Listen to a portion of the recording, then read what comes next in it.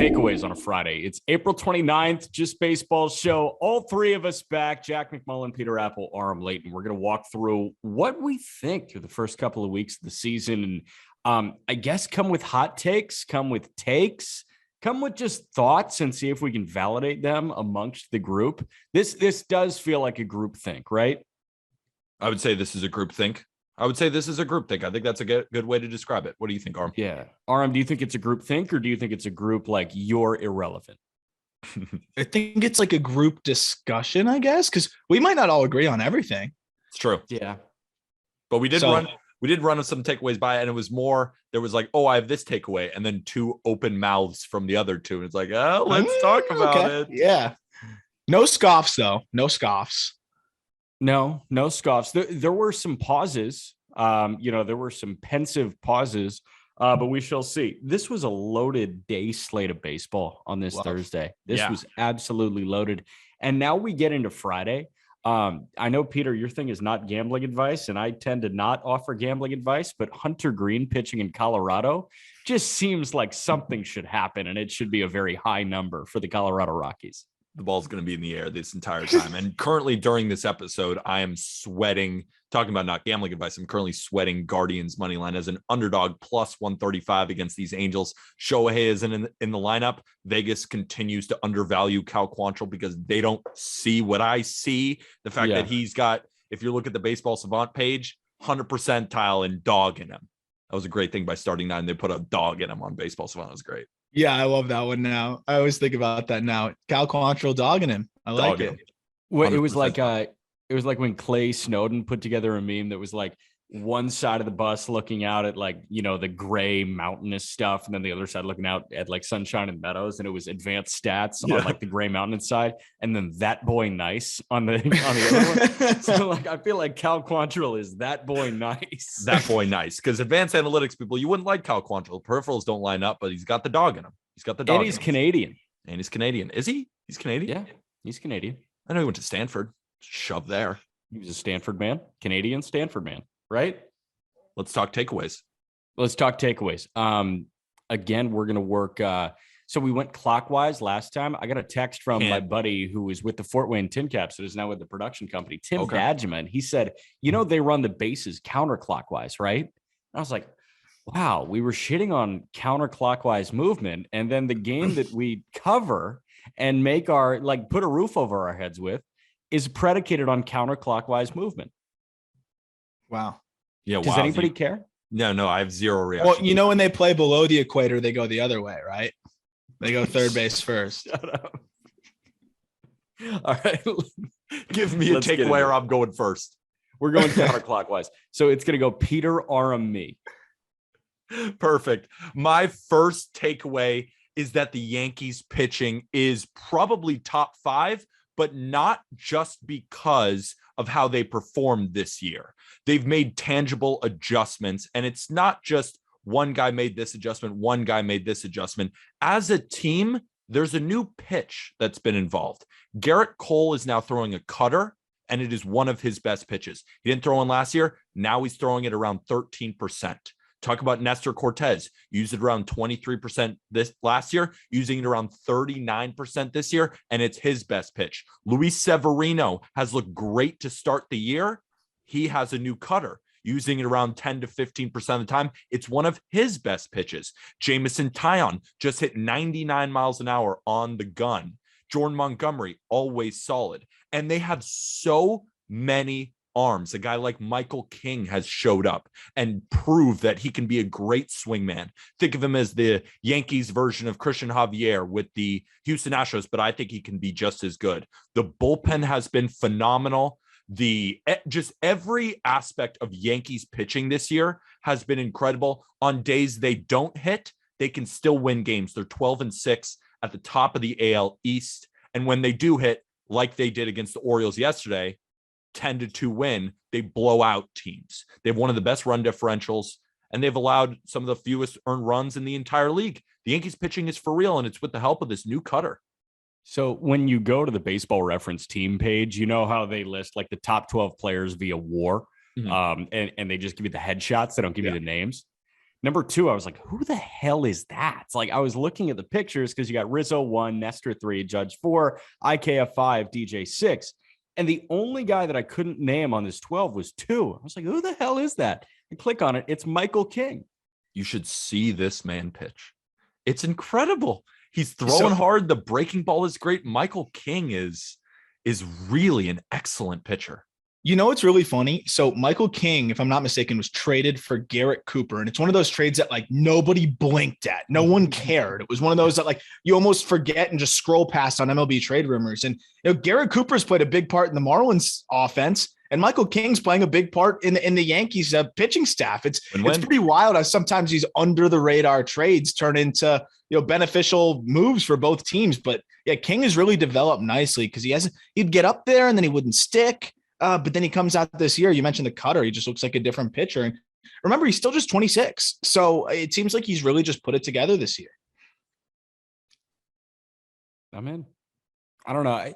Do you think a lot of it is with the cutter, or do you think a lot of it, like, do you think how much? Are you talking about with Michael King, or are you talking about just Yankees pitching? I'm talking about Yankee philosophy. How much of that do you think is organizational philosophy, and how much of it is just like a lot of guys having a great start to the year? I think it's organizational philosophy. I think this is a new pitch that they've all been developing, and it's clearly working. And it's not just working for one guy here or there. And it's not like only one guy's adopted it. A lot of these Yankee pitchers have now adopted it, and it's all one of their best pitches. Like Garrett Cole, Nestor, and Luis Severino, not only is it one of their best pitches, nobody's hitting over 200 against it. So I wonder, I was just say, I wonder, like, if a reason behind that, especially from, I'm looking at someone like Garrett Cole. We talk about like sticky substances and things like that. Slider, you really need to rip it. Like you really need to spin the baseball. A cutter isn't quite as much, right? It's almost like a shorter version of that slider. Doesn't have to have as much of that snap, as much of that horizontal break. And also you can locate it a bit better. So it's interesting because we're seeing it make a wave across the game, and some of the best pitchers in the game featured a cutter. I'm sure Corbin Burns is a guy that a lot of pitchers and a lot of pitching coaches are looking at and saying, how is he so dominant? You watch the tape, you see what he does, and you come away saying, man, why don't I try that cutter? And you got someone as talented as Cole. He can kind of figure out how to utilize that, at least in some sort of way, similar to Burns. And we're seeing it. And then we had Nestor talk about it with us, right, on the Just Baseball show, about how he added that cutter. And, you know, it helps kind of mask the lack of velo at times. But now his velo ticked up and he's got the cutter. It's a great pitch. And what's interesting is it plays up well in the zone, and it plays well down in the zone too. It's a pitch that kind of works all over. Even if you miss your spot, it can still miss barrels because it's hard. Miles Straw double alert in the Guardians game, by the way. That's awesome. I'm going to keep giving random alerts throughout the perfect podcast. I was just trying to rack my mind for like when the Yankees have done this, because we know Tampa does this all the time, right? Like they develop these crazy sliders and all their bullpen guys, yada, yada, yada. Cleveland has this type of thing as well going on.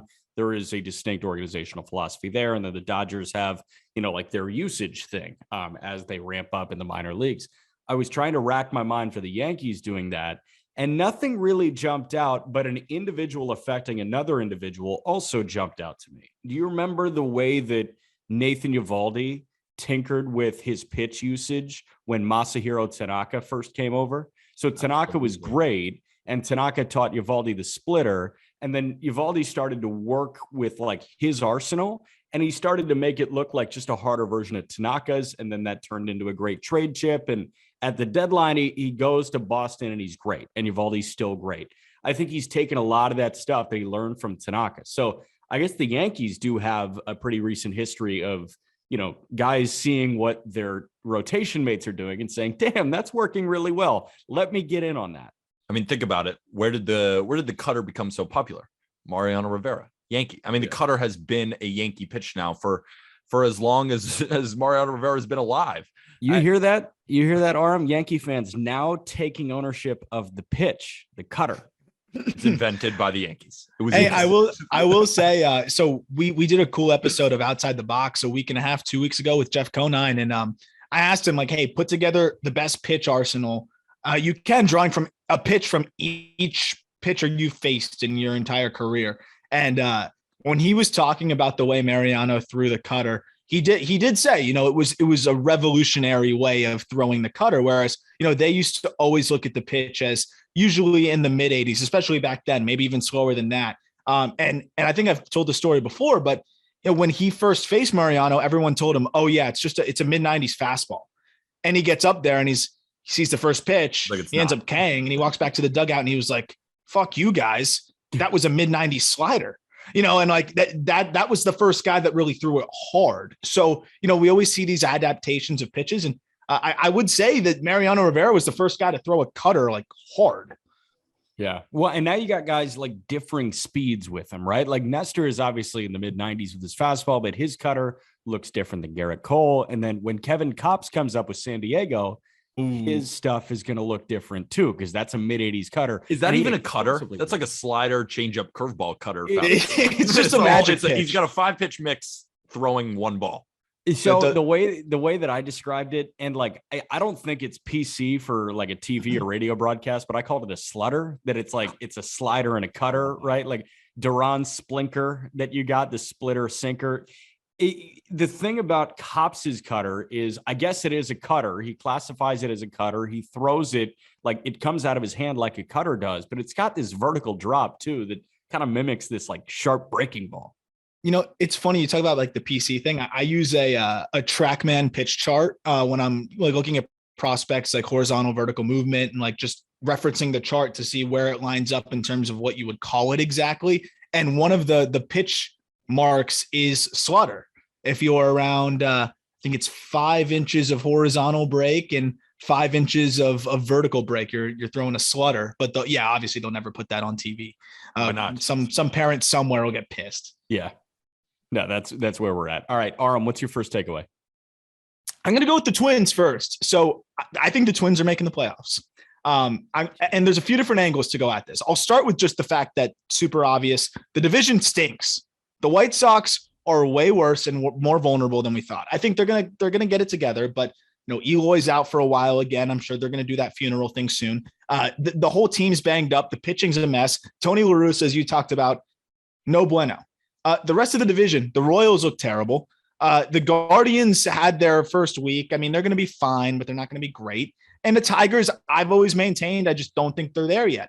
You look at the Twins, the question was the pitching, right? The pitching looks pretty darn solid. I don't think it's going to be a strength, but it just has to be okay. Dylan Bundy has been phenomenal through 3 starts so far. Chris Paddock, by the way, looks like he is regaining some of that old form. The fastball changeup's been good. The curveball is masked just enough. And also the Twins are managing him well. Third time around the lineup, see ya. He only needs to go 5 innings. The bullpen's been fine. Bailey Ober is doing Bailey Ober things, 3.6 FIP. Tall. And he's tall. And Joe Ryan looks absolutely incredible. And Joe Ryan, I am sold on that performance thus far. So, I mean, this pitching staff is good enough. The bullpen is good. And the offense isn't even clicking on all cylinders. I mean, Byron Buxton missed a large portion of the year already.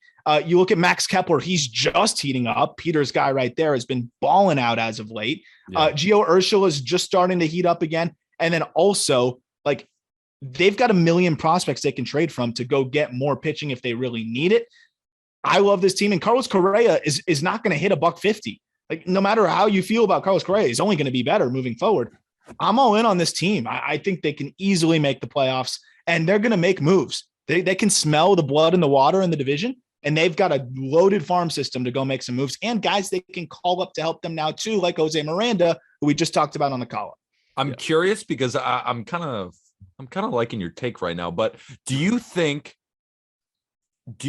that the Twins will win the division, or are you on the side of the Twins will get into the playoffs through the wild card? Because in my opinion, they have to win the division if they want to get in this wild card. The Rays are going to be up there. The Blue Jays are going to be up there. The Yankees are going to be up there. I still think the Red Sox are going to fight. And I'm about to talk about my takeaway with how great the AL West is. And I won't even get into that right now, but there's a lot of teams over there. I just feel like they have to win the division, and I don't know if they can. So I'll answer it this way. I think they win 90 to 92 games. Wow. If the White Sox perform the way they can perform, then they don't win the division. You know what I'm saying? Like, for what they can control, I think they win 90 games. So That's what I'm in on. If they're going to be this year's like Mariners, but with more established talent, I think. And I just think because the reason why I brought up the White Sox is my concern was the White Sox would just bludgeon them in all of the division games, right? Like the rotation every time they faced them would carve them up. And now you look at it and they could really take advantage of a lot of early season divisional victories against the White Sox. I think they can sneak in with 90 wins. I don't know if that's division or if that's wild card. That's more dependent on the White Sox. Yeah. Jack, what do you think? Well, you guys should be watching. You guys should be watching on YouTube right now because there's a Twitter user named Keelan that always adds. Speaking on the Eloy, like hanging his jersey in the dugout thing on opening day. Whenever somebody goes on the IL, he adds them to like this heavenly picture that looks like they're in heaven, and like the newest guy on the IL is entering the gates of heaven. So I'm holding it up right now. It's Eloy meeting everybody else on the IL in the gates of heaven. So that's Keelan on Twitter. It is a fantastic image. So I always look for the updated image from that. But yeah, like I also didn't mention Sonny Gray, by the way. Sorry. He's on the IL. He'll be back. He'll be back. That's the thing. So Lance Lynn looks like late May. Eloy looks like 6 to 8 weeks. Moncada is starting a rehab stint in Charlotte tonight. I don't know. I just don't think the reinforcements are going to be there. And I'm nervous. I think this division is going to be decided by less than 2 games. I do. I think that it's going to come down to the very last week of the season. I think that the magic number is going to be super low for the Twins and the White Sox, and whoever finishes the year healthier is going to win the division. Wow. And can we give a shout out just to the Twins front office as well? You know, like Yeah, they knew great. that their pitching wasn't going to be great. And instead of just trying to like go make that move for one ace and try to just gain all the ground in one move, they did a bunch of little things. And even adding Chris Archer has given them a little bit of more of a cushion to throw in there and eat up some innings. So yeah, I'm in on this one. I'm going to wear this one the rest of the way. So I'm excited to see where they go. But Carlos Correa needs to get going, though. That's for sure. And Buxton needs to stay healthy. But 2021, Jack's all in on the Twins. 2022, Aram's all in on the Twins. We'll see how it goes. There's something about Minnesota, man. Something And about they're those doing guys. all this on the mound after shedding Jose Barrios. Barrios went to the Jays at the deadline. Barrios was their ace. Toronto signed him like an ace. I've got 2 sell high candidates for you that are ones in the rotations that I am very concerned about. One of them is Barrios, who I said was a Cy Young dark horse this year. I thought he was going to tick up, and like the newly extended Jose Barrios was going to be great. But I just want to tell you why I'm out on Jose Barrios at the moment, because opponents are hitting the ball on average 94 miles an hour against him. That's the highest among qualified pitchers in Major League Baseball. So he's giving up more hard contact consistently than anybody in Major League Baseball. The most worrisome part is it's on the hard stuff. There's 0 difference in velocity from 2020 to 2021 to 2022, but guys are sitting on the fastball and sinker, and they're killing it. His fastball usage is up to a career high, and opponents are hitting 423 against his fastball. Sinker usage is right around normal. Opponents are hitting 370 against his sinker. So fastball at 420, sinker at 370, and he's throwing both in the strike zone more than he ever has before. So he doesn't command either pitch. He just controls them. He throws them right in hitters' wheelhouses, and they're unloading on it. So Barrios, I mean, this is terrifying. And if guys are hitting the hard stuff the way that they are, granted, I know small sample size, this guy is not going to survive. He's going to have an ERA over 8. the crazy thing for Barrios too, and like with the Blue Jays, is they don't even need him to be an ace. He just has to be solid. And he's not even giving them that right now. He can't do that right now. No, which is nuts. And also he's throwing the 4-seamer more than he ever has. So you talk about that, like, right? Like it's not even working and he's going to it more. Why? Like why do you think that is? Maybe he lacks confidence in his ability to command his breaking stuff, but like, I'm telling you, the 4-seam and the sinker, he's throwing them over the heart of the plate and they're getting shellacked. Yeah. I've always just been a little worrisome of Jose Barrios. I guess he was an eye test thing for me. Like I just never, I said at the beginning of the year, I was like, I think Manoa and I think Gosman will just be better than Barrios. I like Barrios, but I think he's a 2 or a 3 and probably closer to a high-end 3 for the Blue Jays. But I do think that he's going to get better. I don't think that this is, this bad start of the season is what we're going to see. I still think he's a really good pitcher. I just don't think he's this ace, like you said at the beginning, like they paid him like. Yeah, well, no, I mean, they paid him like it. Yeah. What's interesting too is like the thing with Barrios, he was a top prospect. He was a guy that came up pretty early. And I feel like he's one of those players where you're saying, oh, he's on the cusp. He's on the cusp. He's on the cusp. And then before you know it, you blink and he's 30. He's 27 now. We keep waiting for him to put it all the way together. He took a big leap last year, but it seems like he just doesn't quite take that final leap. And it's just always a little bit of up and down, up and down. And so, Jack, when you say like you're selling high, quote unquote, like, are you saying it's going to get worse ahead? It's getting worse. I'm saying it's going to be a really bad year for Jose Barrios. I'm saying like it might be like a mid-4s ERA for Barrios. Ooh. I mean, it's not out of the realm of possibilities. A guy like Nola had a 4.63 ERA last year. I think what Barrios does this year is going to be very similar to Aaron Nola. Interesting. Yeah, which is not the echelon that I thought Barrios was going to fall into, but here we are. A couple starts into the year, I'm slamming the panic button. Another guy that I'm slamming the panic button on right now is Marcus Strowman, who just got paid to front a really bad rotation, and Strowman has been really, really bad. This guy's getting smoked right now. Just looking at like some of the numbers, Strowman has an opponent OPS of 870. Like you can't have that. As that's overall a really good hitter. OPS, that's a really good hitter. That's an like Aaron Judge hitter. Almost. It's an all-star hitter. Opponents are an all-star hitter against Marcus Strowman in the early goings. He's got the highest average exit velo against him by 3 miles an hour, and he's a career 57% ground ball rate guy. That's down to 41%. Guys are hitting line drives at a 33% clip right now. That's bizarre high.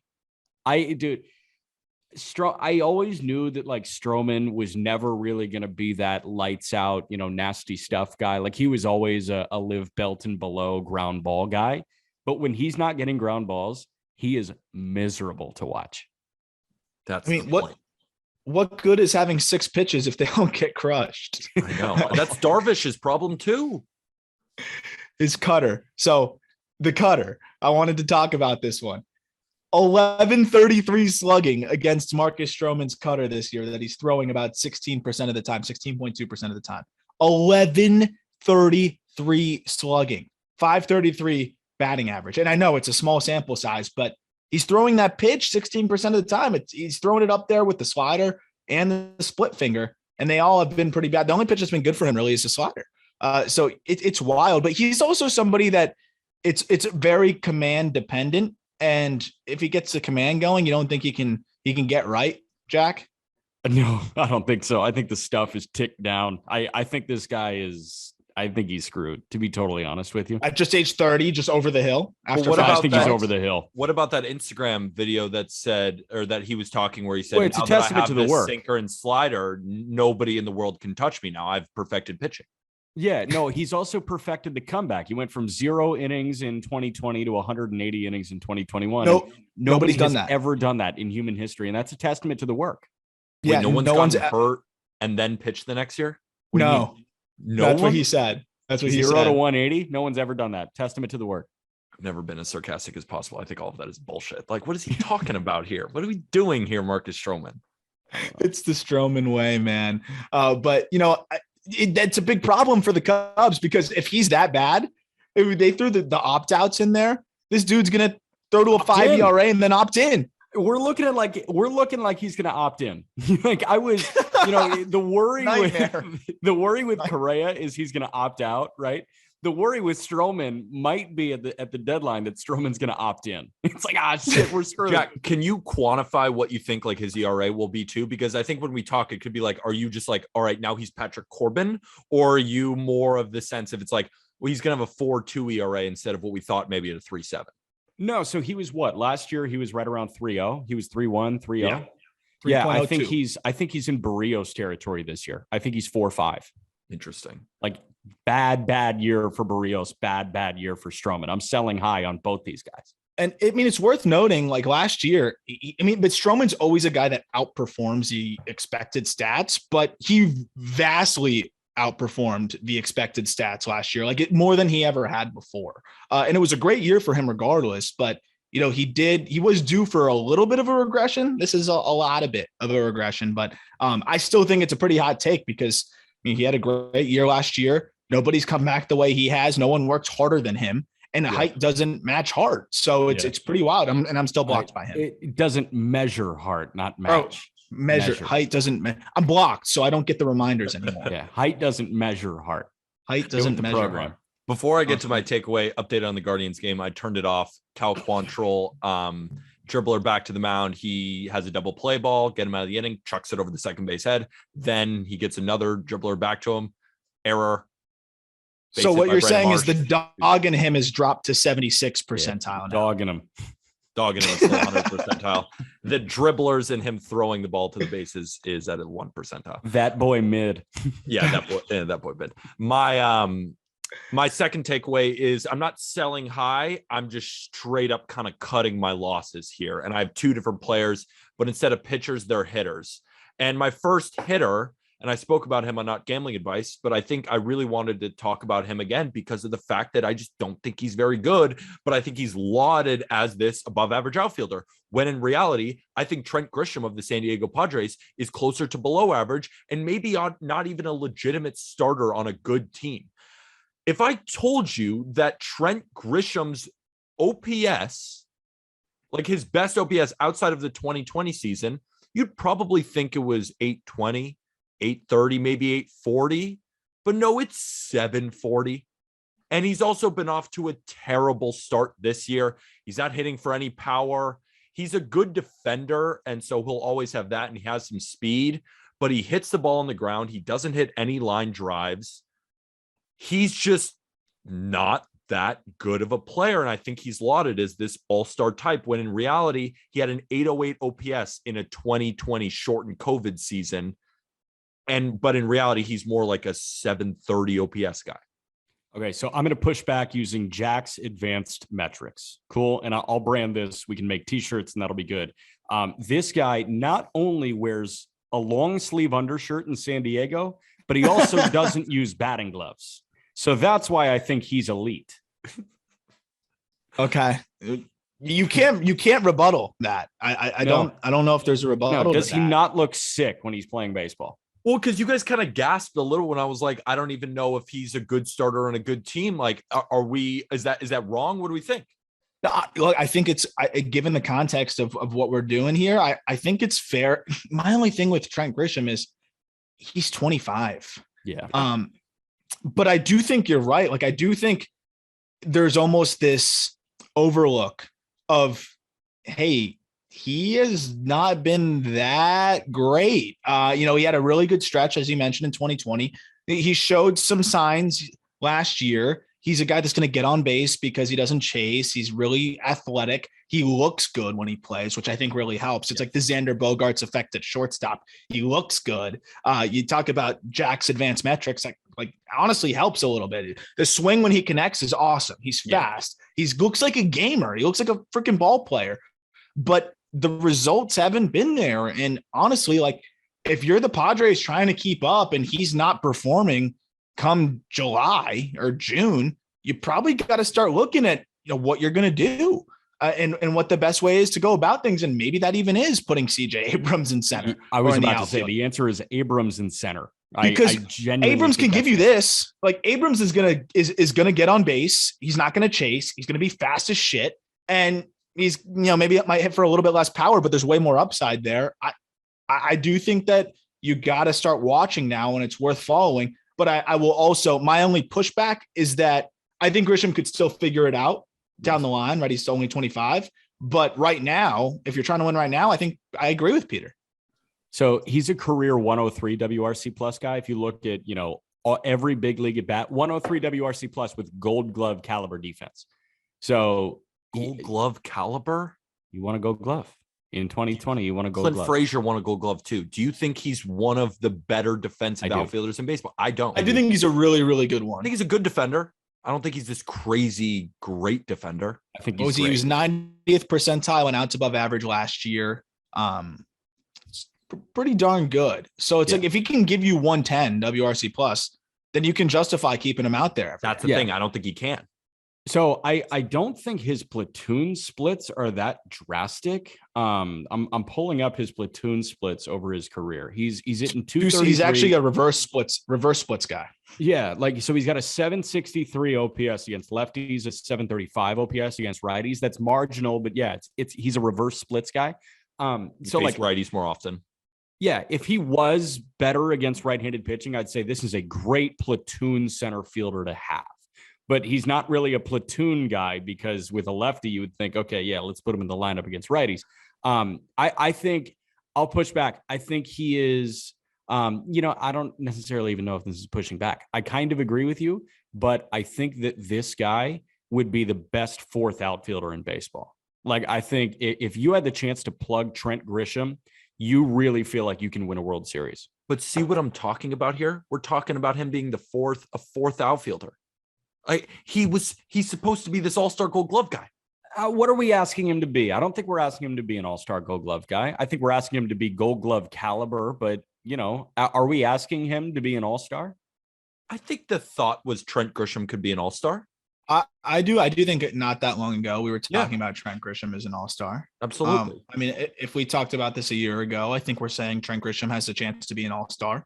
But Milwaukee cut their losses with him when they traded him to San Diego. It was pretty much like a I know.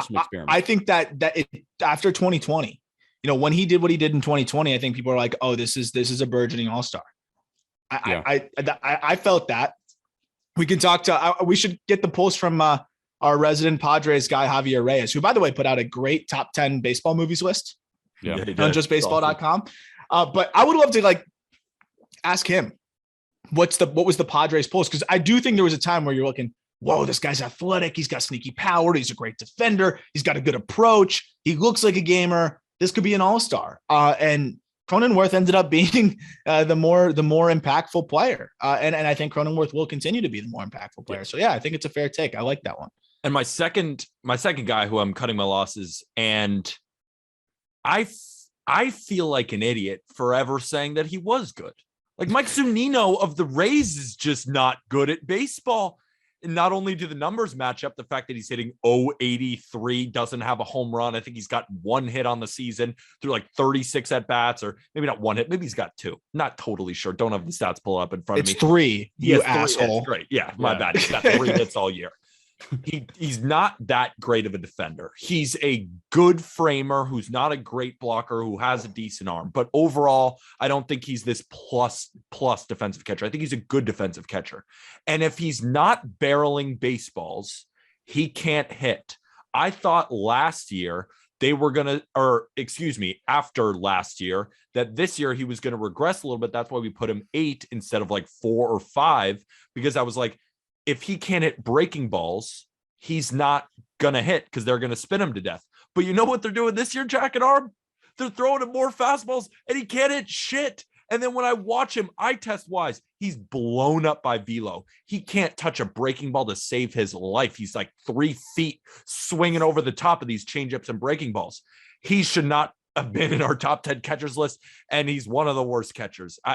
And I also don't think I'm being overreactionary here. I think what I'm watching is not good baseball. And because he doesn't have a long track record either, what? Mike Zunino at 31. You want him? No, I don't. So here's the thing with Zunino is it's all about the home runs, like you mentioned, right? 72 hits last year. 33 of them were homers. That's ridiculous. So if he's not leaving the yard, he's not going to give you much value. And I think that's exactly what we saw, right? He's just right now he's cheating. And that's what he's always going to do, is try to cheat out there to catch one out front and hit that home run. Because if he does it 1 out of every 10 times, it's worth it for him. But I think teams are really realizing hey, Zunino's going all in to try to hit that home run, and he's not going to beat you any other way. So don't let him beat you that way. And I think that the league is kind of adjusted to him. I'm with Peter on this one. -26 WRC plus. I saw that. Yeah. He's going to be better. He's going to be better. He's going to run into a few, I don't know if he gets to a 0. If he's not giving you elite defense, then what are you doing? I think when Mejia gets back from his injury, he's going to be the guy that kind of takes over behind the dish. And that's my bigger point too, is that Francisco Mejia should 100,000% be the catcher for the Tampa Bay Rays moving forward. Put Zunino in some weird platoon DH or bench coach. Honestly, put him as a bench coach. Bench coach. Bullpen catcher. So yeah, I kind of wanted to parlay that, like, you're selling Zunino. You should buy now in Francisco Mejia, because I really enjoy Francisco Mejia. I think he is excellent. I think he's a great catcher for that Rays staff. I think he understands the organizational philosophy, and I think the bat is fine. He's a switch hitter too. That's a guy, like, I would be very curious looking at his cards on eBay, like what those are going for right now, because I feel like Mejia could be that guy moving forward, because Mejia, he was a top 100 guy when he was a Padres farmhand, and then he goes over to Tampa, and people just kind of forget about him because he was the bench catcher for Zunino last year, because Zunino had the best year of his career. If Zunino sucks, Mejia is going to get all the opportunities in the world, and I think Mejia has a shit ton of talent. I'm with you. So my question when he was a prospect, when I was looking at Mejia, was the glove, and he has developed so nicely behind the dish since joining the Rays. Hose. And now he's developed defensively. He's going to be that everyday catcher for them. And that's the good news ahead for the Rays, is you're going to get much more production on both sides, I think, from the catching position.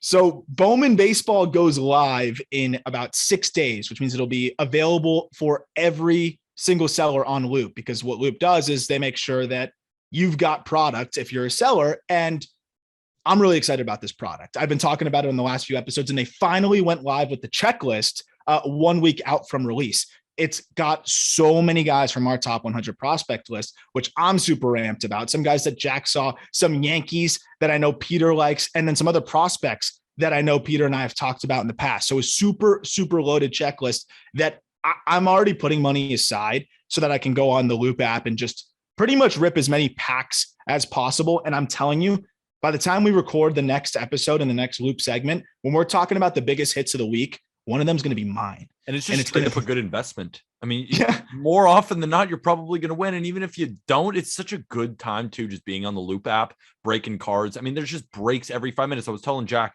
on the last podcast, you go on the Loop app, it's just bang, bang, bang, bang. It's every single second. I love it. Every second. And the for beautiful a psycho thing is, like me, who's currently sweating a Guardians money line, they're losing 3-0, by the way. I need some money. Yeah. Well, here you go. Here's the thing too, is even if you don't pull the big name card. So one of the biggest autographs in this checklist is Khalil Watson.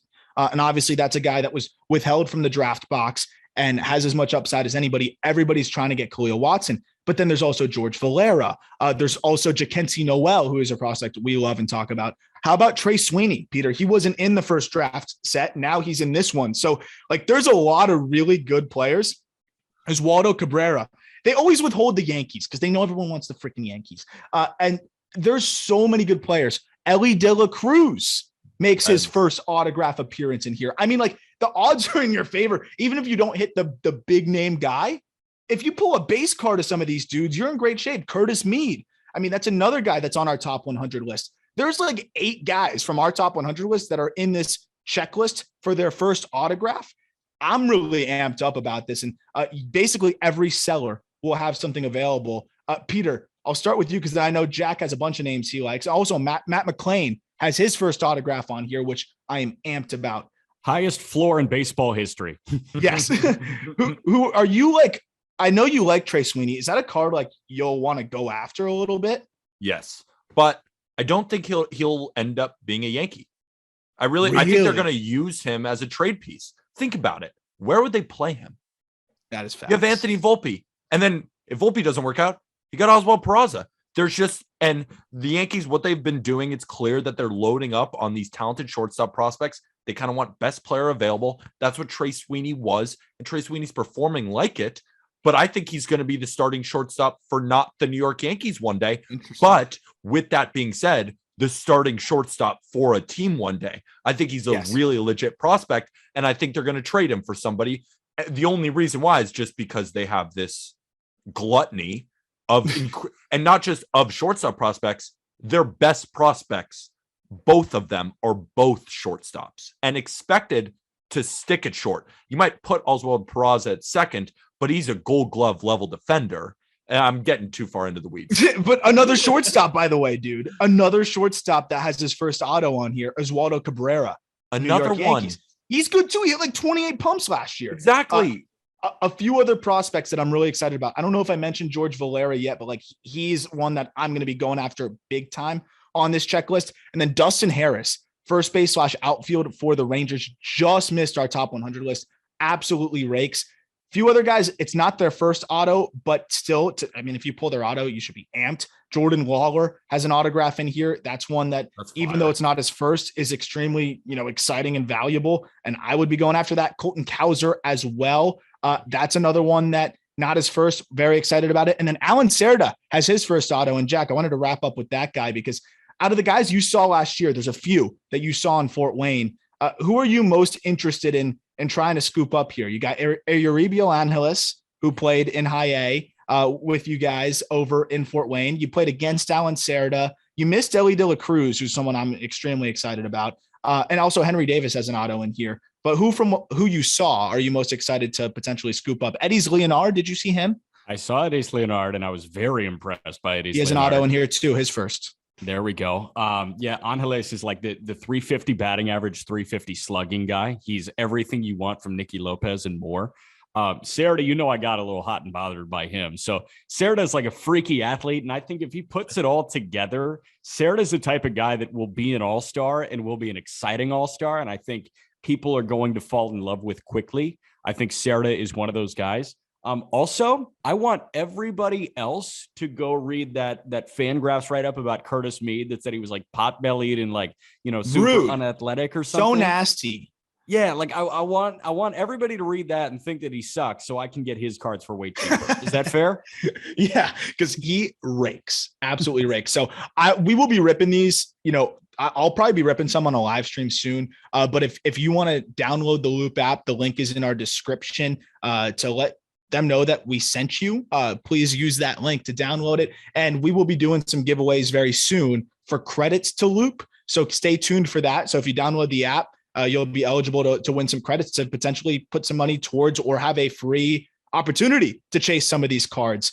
So stay tuned there. And also I will be blowing a lot of money and ripping open and chasing a lot of these autographs. So if you have any questions, I've enjoyed a lot of the DMs and card questions I've been getting at my personal Twitter. Feel free to ask me any questions you got on collecting and stuff like that, because it is really fun. And I've obviously gotten really back into it big time. But yeah, download the Loop app, LOUPE, link in description.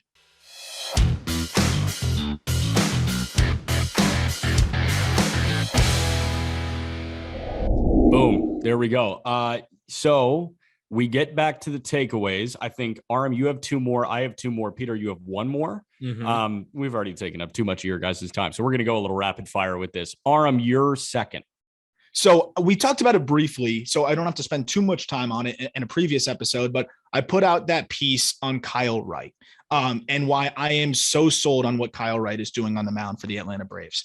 He has totally reinvented himself as a pitcher. He had 4 different stints at the big league level where it just wasn't happening for him. And this isn't someone that came out of nowhere. This is someone that was a former first-round pick, 5th overall, he was a long-time top 100 prospect. He's a Vandy guy.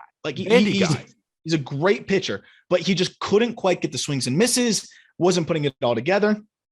Totally overhauls the curveball. It's 4 miles per hour harder now, which I can't emphasize. Like, power curveballs are a wave now through Major League Baseball, through the minors. So it's more of a power curveball with less sweep and more vertical drop. So it's more of that downer curve. And then his fastball is ticked up 1 mile per hour and he's releasing it from a lower release point, which gives you more of that riding action. So now he's tunneling. And tunneling is something that every pitcher is trying to do, but only so many guys can really master it.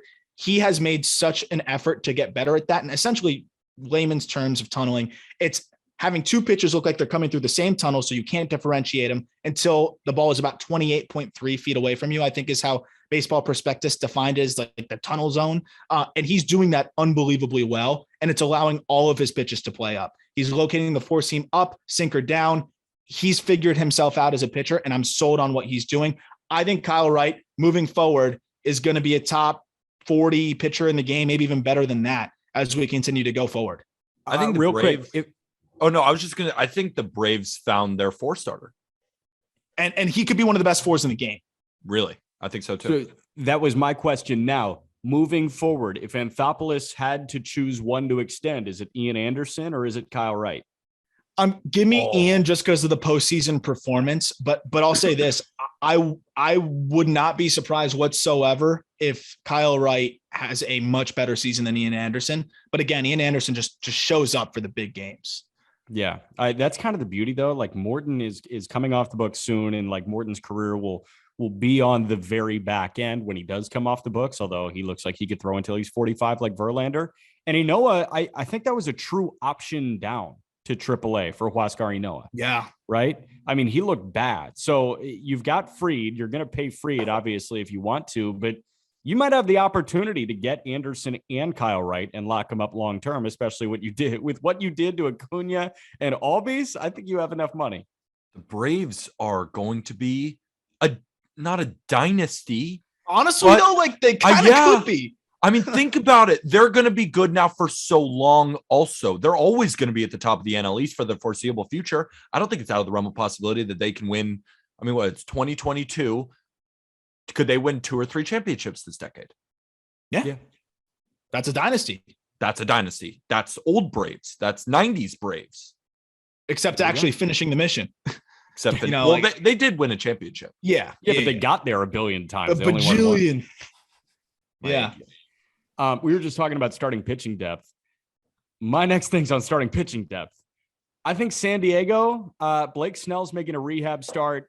He made it last night in Fort Wayne, I guess. So he made a rehab start in high A. Clevenger is making rehab starts in AAA. I think when those two come back healthy, San Diego should be going to a 6-man rotation. I think with what we've seen from Mackenzie Gore his last couple of times out, granted, I know it's against the Cincinnati Reds, you can't take Mackenzie Gore out of the starting rotation right now. Gore looks elite. I think if you go with 6, if you go with, Gore on the back end, we'll talk Musgrove is the 1, Darvish 2, Manoa 3, Snell 4, Clevenger 5, and Gore 6. Keep those guys rested. You know that there are injury concerns with all of them. And here we go, man. That might be a wagon for San Diego. My only thing, and I have 2 different reasonings on this. My only thing is, do you think it'd mess up pitchers? They're used to going every 5th day, and now for the rest of the year, they're going every 6th day. But on the other side of the argument, I think if they don't go to a 6-man rotation, they're doing themselves a disservice, not only for how many arms that they have, but for keeping everybody healthy. I was going to say 100%. Blake Snell is a guy who's been injured a ton. Darvish. Nelson Lamet. Mackenzie Gore. You go through Mike Clevenger, of course. You just go through the rotation. You say, well, he's had arm problems. He's had arm problems. He's had back problems. He's had hip problems. He's had whatever problems.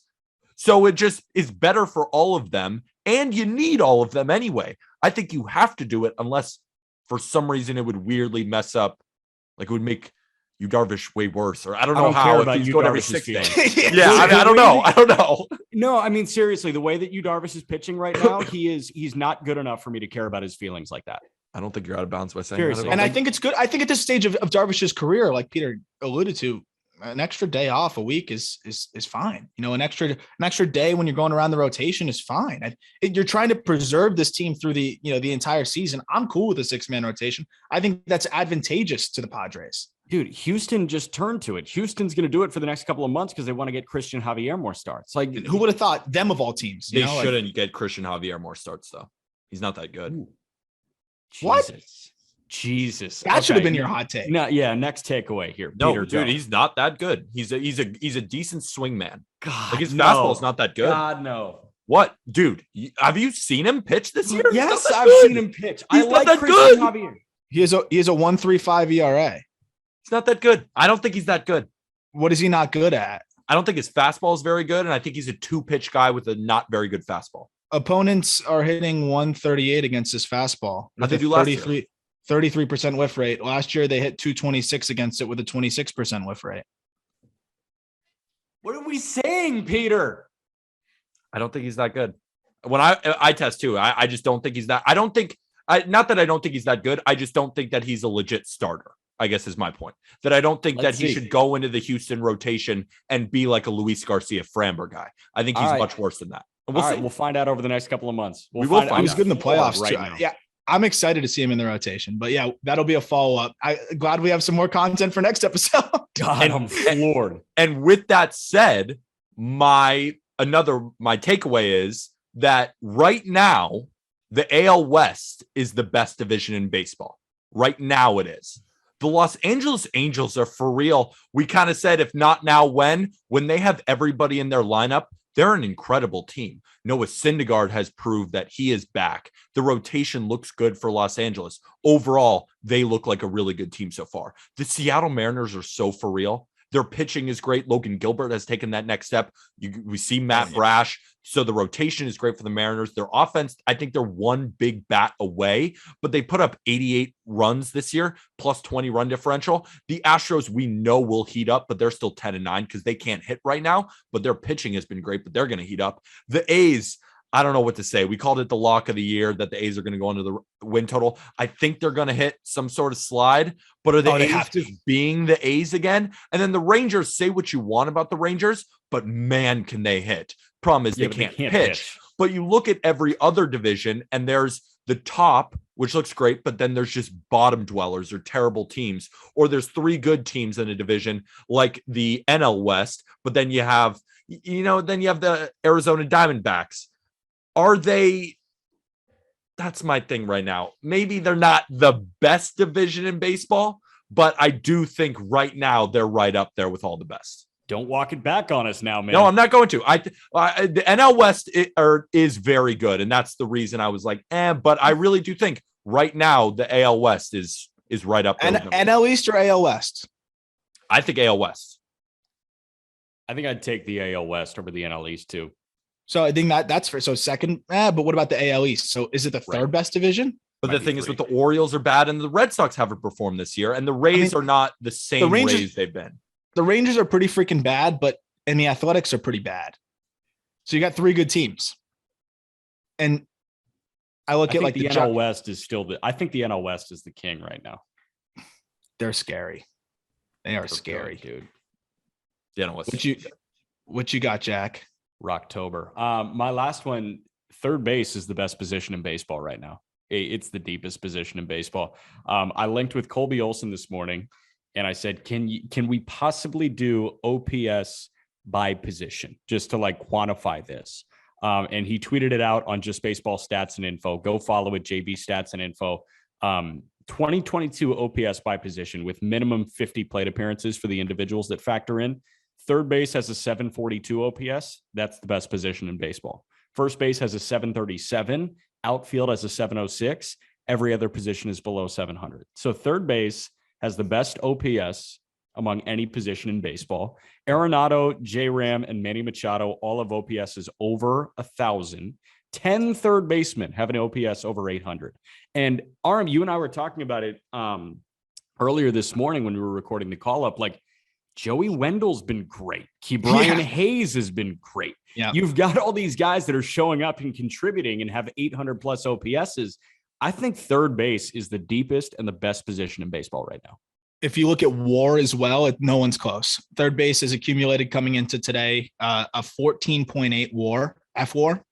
No other position is within like 2 wins of that. So they're picking it too. All the guys that you named that are offensive forces, almost all of them can pick it too. I just every single one of those guys: J-Ram, Machado, Wendell, and Brian Hayes. Those are 5 of like the best defenders on the planet, and they hit. It's unbelievable. So third base is as amazing as it has ever been. I'm with you. I love that take. I agree. I was trying to think but it has to be third base. I mean, you go through every single team. It's like every team's third baseman is good. Right. Like we'll see what Tatis does for the shortstop position, like how he elevates that, because, there's a ton of stars that play short, but third, it's like every team's got a great third baseman. Like you look at middle of the pack, a guy that hasn't played yet this year, Yohan Moncada might be the 15th best. Like we ranked him 8th. I mean, when we come back at the end of the year, if Wendell and Hayes are really good, like we might be looking at Moncada as like 12 or 13, like middle third. And he can in be a terms of 4 WAR starting guy third too. baseman. And he could be a 4 WAR guy. Yeah. That's the thing. So like this position is so deep, and there are so many guys that are borderline top third at the position. I'm excited to see whether Christian Javier is good this year. I mean, he is good already. He's doing good. He's already good. My final take, Christian is he Javier. going to be a good starter? I guess that's my thing. That's fair. That's fair. Will the stuff translate? Will the stuff translate as in the rotation? I think that'll be fun to watch. I said it too much. I was like, he's not good. In my head, thinking he just won't be a good starter. He's clearly because the slider's disgusting. Yeah, you know, like that, and that's why he'll always be good. And you also said the fastball batting average 226, expected 274. So I'm just saying, and eye test, it's really more the eye test. Like when I watch him, I'm just like, but he wears I don't high think this guy's socks. Going to be a starter. Peter. He's got high socks on the mound. That can't be the reasoning we like him. So when you say eye test, do you have like delusions? Like, do you see other things happening that aren't happening? I gotta say, my eye's been pretty good. Not only am I on a heater, I'm pretty good with my predictions. You are on a heater. I look at Christian Javier. I'm pretty good at my predictions. I don't think that he's going to be a good starter from what I see when I watch him pitch. I see a fine fastball, a really good slider, and not other great secondaries. I don't think he has exceptional command, and I don't think he translates into the rotation very well. And have been experimenting with psychedelics. Just Christian Javier's fastball is weird. There's 4 of them. Yeah, there's 4 of them. He multiplies. He's got a multiplying fastball. There we go. Aram, you have one last one, right? Yeah, Alec Manoa is a top 20 starter in Major League Baseball. I'm all in on Alec Manoa. He's a guy that I've loved since he was a prospect. I've been peddling him as a prospect since 2020, and he's still exceeded my expectations. I mean, I absolutely love everything I've seen from this dude. Talk about a guy who has just the perfect arsenal that works off of itself. Fastball that's a rising fastball, a sinker that runs crazy to the arm side, and one of the most ridiculous horizontal sliders that you'll see. I mean, Manoa is the kind of guy that snaps a slider and a guy swings and misses for strike 3 and gets hit. You know, it's like it's the injury to insult thing, or whichever way you want to look at it. But he is disgusting. The command continues to get better. He's only walking hitters at about an 8% clip. The swing and miss stuff is off the charts. And look, he's a big bodied dude. He jumps at you off the mound, and the results are there. But I think what's really impressed me is the command and the 4-seamer. I don't think people realize how good his 4-seamer is, because it's not 98, but it's low to mid, more honestly in the 92 to 94 range, with that riding action, that off of the slider. Talk about tunneling. He's damn well unhittable, and he also mixes in a decent changeup. I think Manoa is, you could debate Gausman versus him, but I think Manoa is an ace moving forward, and I think he's legitimately going to solidify himself as that guy the rest of the season. So, second edition of Jack's Advanced Stats, the combined weight of the battery in Toronto yesterday between Manoa and Alejandro Kirk was 530 pounds. That's so much mass between the two of them, and it worked. It's like CeCe throwing a Prince Fielder. Yeah, it was awesome. That would be a great stat. Like next gen stats, like heaviest battery mates before. I mean, Manoa's 285. And we're making fun of him, but both those two players are good. I like Alejandro Kirk and Alec Manoa. I agree with you, Aram. Top 20 is a little bit aggressive because I think we go through the pitchers and we're like, oh, is he better than Kevin Gausman? Is he better than Luis Castillo? But to your point, I think Alec Manoa, when it's all said and done at the end of 2021, he will have a top 20 season. And 2022. Yeah, and 2022. You said 2021. That'll be. I'll be curious about that pitcher war. We'll look at pitcher war at the end of the year, and I think he's going to be close to the top 20. I think so. I think he is too, because he goes deeper into games too than a lot of people would expect. He's a horse. He's a horse. He's 285 pounds. He's a beast. He's got such all right, that's what we got. That's what we got for you. Anything else before we go? Get your Just Baseball cert in the episode link description.